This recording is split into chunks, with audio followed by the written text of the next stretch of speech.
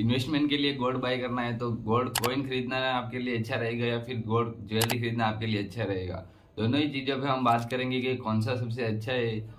और आपकी क्या राय है आप कमेंट में जरूर लिखिए, और चैनल पर नए तो आप चैनल को सब्सक्राइब कर लीजिए, साथ ही बेल आइकन को प्रेस कर लीजिए क्योंकि गोल्ड और सिल्वर से रिलेटेड और भी जानकारी के लिए।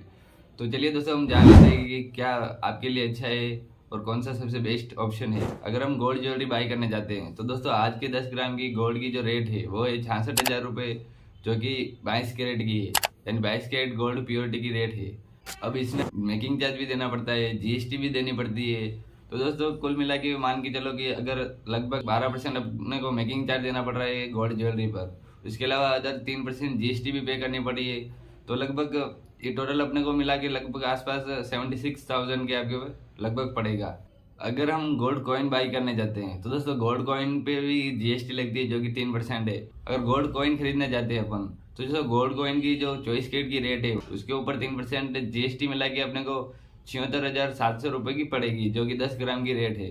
अब दोनों की हम कंपैरिजन करें तो गोल्ड ज्वेलरी आप अगर आप खरीदोगे या फिर इन्वेस्टमेंट के लिए गोल्ड कॉइन खरीदोगे तो दोनों ही ऑप्शन आपके लिए सही है। अगर आप लॉन्ग टर्म के लिए इन्वेस्टमेंट करना चाहते हैं, यानी मान लो कि 5 साल 10 साल के लिए करना चाहते हो तो वो वैसे ही आपको रिटर्न देंगे।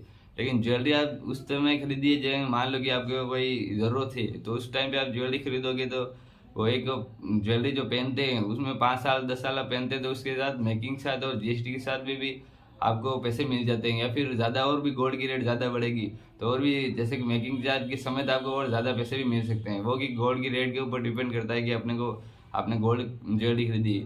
गोल्ड कॉइन पे दोस्तों की एक लॉन्ग टर्म पे आप इन्वेस्टमेंट करते हो तो गोल्ड हमेशा, यानी लॉन्ग टर्म में गोल्ड की रेट अप ही रहने वाली है, डाउन नहीं होने वाली।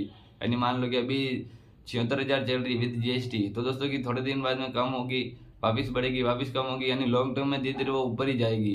क्योंकि आज की देख लो, पहले के टाइम में जो गोल्ड की रेट है वो आज से 15-20 साल पहले तो गोल्ड की रेट 2 थी, धीरे धीरे धीरे धीरे बढ़ बढ़ के अभी देख लो कि 76,700 हो गई है, जो कि विद जीएसटी में आपको बता रहा हूँ। तो ऐसे ही लॉन्ग टर्म पे आपको गोल्ड की रेट वैसी बढ़ने वाली है। मान लो कि आपको कुछ काम आ गया और किसी मुसीबत आ गई तो आप जो गोल्ड ज्वेलरी या फिर गोल्ड कॉइन का आप सेल आउट करते हो, तो दोस्तों अगर गोल्ड ज्वेलरी आप खरीदते हो तो उसको आप सेल आउट करते हो तो आपके मेकिंग चार्ज और जीएसटी दोनों ही कट के आपको पैसे मिलेंगे।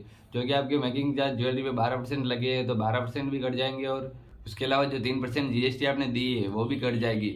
उसके बाद में आपको जो भी पैसे आएंगे आपके 22 के गोल्ड ज्वेलरी उस टाइम पे, तो उसके हिसाब से आपको पेमेंट मिलेगा।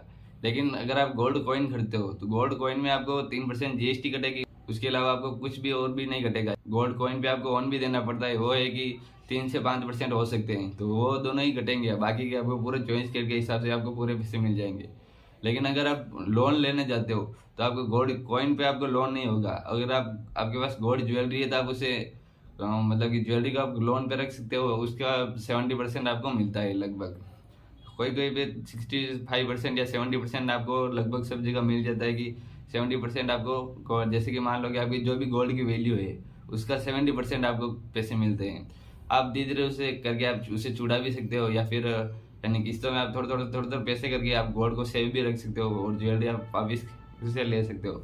लेकिन आप गोल्ड कॉइन में ऐसा नहीं है, गोल्ड कॉइन आपको सेल आउट ही करना पड़ेगा।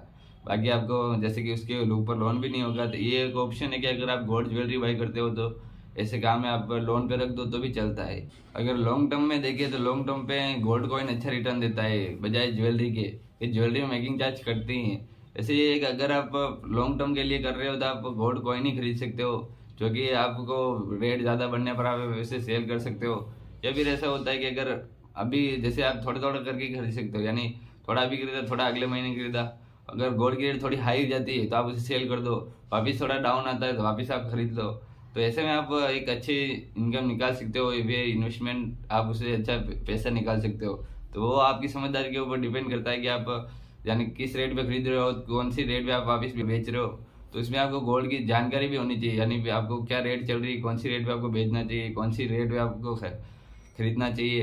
तो वो थोड़ा बेसिक जानकारी आपको होना चाहिए। तो नहीं होता आप चैनल को सब्सक्राइब कर लीजिए, क्योंकि गोल्ड और सिल्वर से रिलेटेड और भी जानकारी आपको मिलती है। तो आपको कौन सा खरीदना है, कब खरीदना है, वो सब जानकारी आपको मिलेगी।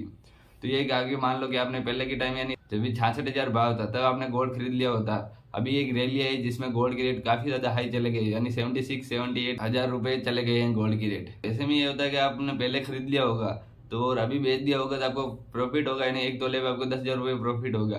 लेकिन आपने अभी खरीदी नहीं है, कुछ किया ही नहीं है, तो वो आपके ऊपर, आपको कोई प्रॉफिट नहीं होगा। तो आपकी समझदारी के ऊपर डिपेंड करता है कि आप गोल्ड कब खरीद रहे हो, कब बेच रहे हो।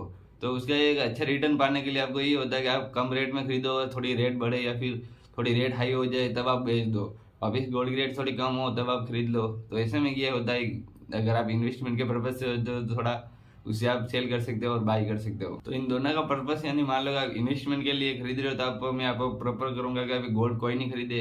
अगर आप पहनने के लिए खरीदे हो या फिर शादी के लिए खरीदे हो तो आप इसके लिए आप ज्वेलरी खरीदे, तो जहाँ पे जो डिमांड हो उसके हिसाब से आप बाई करें। यानी ज्वेलरी की जरूरत है तो ज्वेलरी खरीदो आप, अगर आपको गोल्ड कॉइन की जरूरत है इन्वेस्टमेंट के पर्पज से तो आप गोल्ड कॉइन खरीदिए। तो इन दोनों में आपको कौन सा अच्छा लगा कमेंट में अपनी राय जरूर है। यदि आप चैनल पर नए हैं तो चैनल को सब्सक्राइब कर लीजिए। आपको कुछ डाउट हो तो कमेंट में जरूर लिखिए। तो इसी के साथ फिर मिलेंगे अगली वीडियो में, तब तक जय हिंद, वंदे मातरम।